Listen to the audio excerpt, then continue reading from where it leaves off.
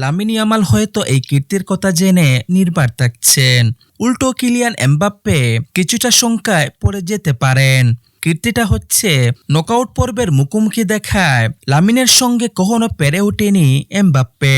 মুদ্রা কথা, কিলিয়ান এমবাপ্পের দল হেরেছে সব সময়।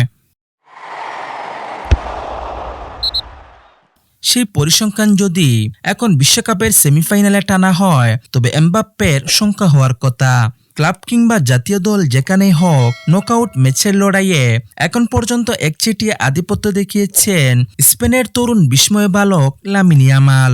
এখন পর্যন্ত নকআউট পর্বে 5 বার মুখোমুখি হয়েছেন লামিন ইয়ামাল ও কিলিয়ান এমবাপ্পে। সব কয়বার জয়ী দল ছিল ইয়ামালের দল।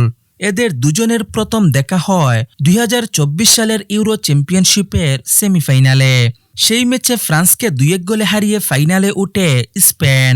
ওই ম্যাচে দুর্দান্ত এক গোল করে আলোচনায় আসেন লামিন ইয়ামাল।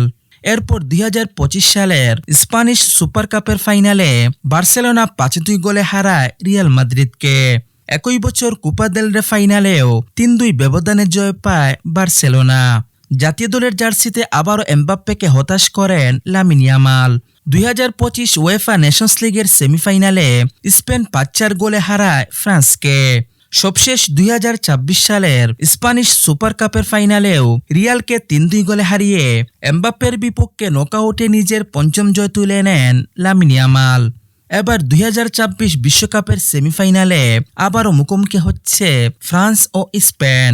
সব ঠিক থাকলে দুজনই থাকবেন মূল একাদশে। ফলে এমবাপ্পের বিপক্ষে টানা 6ষ্ঠ নকআউট জয়ের সুযোগ পাচ্ছেন লামিন ইয়ামাল।